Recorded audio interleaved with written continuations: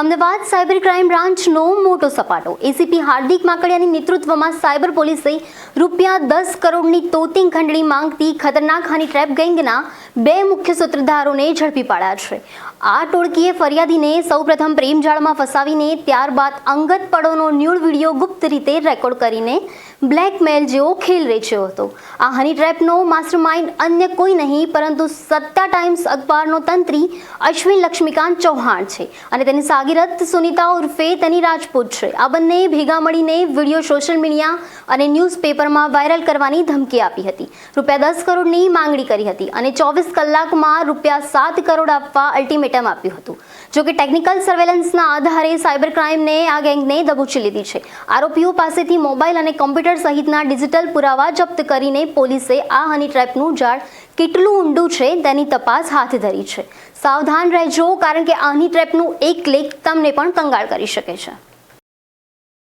Ahmedabad cyber crime ખાતે એક ફરિયાદ નોંધાવવામાં આવી હતી, જેમાં ફરિયાદી વિગત જોઈએ તો જે ફરિયાદી છે એમનો આજથી 4 થી 5 મહિના પહેલા જે પકડાયેલા આરોપી છે એમને એમની જાણ વગર અને એમની સંમતિ વગર એક અંગત પળોનો વિડીયો, જે ઓબ્જેક્શનેબલ વિડીયો છે એ બનાવી અને ત્યારબાદ જે ફરિયાદીનો છે એને રિસન્ટલી એમનો કોઈ અનનોન નંબરથી પહેલા એક વન ટાઈમ સી કરીને આ વિડીયો મોકલવામાં આવ્યો હતો અને પછી એનો સંપર્ક કરીને કહેવામાં આવ્યો હતો કે આપની એક મેટર આવી છે, અગર સોલ્વ કર્યો હોય તો આપ રૂબરૂમાં મળી જાઓ. પછી ફરિયાદીને જે એક પકડેલા આરોપી છે અશ્વિન લક્ષ્મીકાંત ચૌહાણ, જે પોતાને સત્ય ન્યૂઝના તંત્રી તરીકે ઓળખ આપે છે અને એના તંત્રી છે, એમને ફરિયાદીનો સંપર્ક કર્યો હતો અને ફરિયાદીને રૂબરૂમાં મળી એના મોબાઈલમાં એક વિડીયો દેખાડ્યો હતો અને કહ્યું હતું કે આ એક અમારા સોર્સે આ વિડીયો આપેલો છે, અગર આપે આ વિડીયો વાયરલ ન કરવો હોય સોશિયલ મીડિયામાં કે અમે આના વિરુદ્ધમાં ન્યૂઝ ન છાપીએ તો એના માટે 10 કરોડની માગણી કરી હતી એમની પાસેથી. ફરિયાદીએ જ્યારે એમને કહ્યું કે આટલા પૈસા હું ના આપી શકું, એટલે પછી એમને કીધું હતું કે આપ કાલે ફરીથી મળજો અને ફરીથી એમને બીજા દિવસે બોલાવીને કહ્યું હતું. રજકના અંતે એમને કહ્યું હતું કે આપ 7 કરોડ રૂપિયા આપો, નહીં આપો તો 24 કલાકમાં આ વિડીયો છે એ સોશિયલ મીડિયામાં વાયરલ થઈ જશે અને અમે અમારું ન્યૂઝ ચેનલ છે એના ઉપર આ વિડીયોને પકડો. અને તરત જ રાતે આ બાબતમાં એફઆઈઆર દાખલ કરી અને 2 આરોપીની ધરપકડ કરવામાં આવી છે, જેમાં પ્રથમ આરોપી છે એ અશ્વિન લક્ષ્મીકાંત ચૌહાણ છે, પોતે સત્ય ન્યૂઝના તંત્રી છે અને નેશનલ એનસીપી જે પાર્ટી છે એના ગુજરાત પ્રદેશના ઉપપ્રમુખ છે.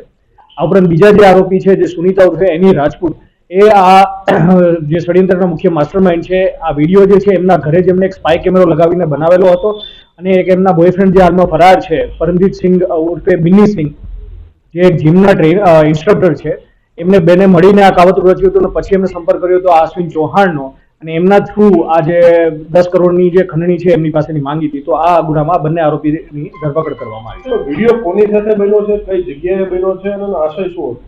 આ વિડીયોમાં જે ફરિયાદી છે એમનો સંપર્ક છે એક અન્ય મહિલા સાથે એનીએ કરાવેલો હતો અને એનીએ પોતાના જ ઘરે આ વિડીયો આ જે ફરિયાદીની જાણ બહાર ત્યાં બનાવડાવેલો છે અને જે મેં પહેલાં કહ્યું કે એમના માટે એક સ્પાય કેમેરાનો યુઝ કરવામાં આવેલો હતો વિડીયો રેકોર્ડ કરવા માટે. અને એમનો આશય પહેલેથી જ આ વિડીયો બનાવવાનો આશય હતો, કેમ કે એમની જાણ બહાર આ વિડીયો બનાવેલો છે, which is violation of privacy under the IT act. એટલે પહેલેથી જ જે ગુનાહિત કાવતરાનો જે મુખ્ય આશય હતો એ જે ફરિયાદી પાસેથી છે પૈસા પડાવવાનો હતો. ડીલ કેટલો સમય થઈ ગયો? આજે જે વિડીયો જેમ છે એ 5 થી 6 મહિના પહેલા બનેલો છે. ત્યારબાદ જે ફરિયાદીનો સંપર્ક જે છે હમણાં લાસ્ટ 1 મહિનાથી કરવામાં આવેલો હતો અને છેલ્લા 2 થી 3 દિવસમાં જે 10 કરોડથી પછી 7 કરોડની માંગણી કરવામાં આવેલી એ જે ફરિયાદ થઈ છે એમના 2 દિવસ પહેલા જ કરવામાં આવી હતી.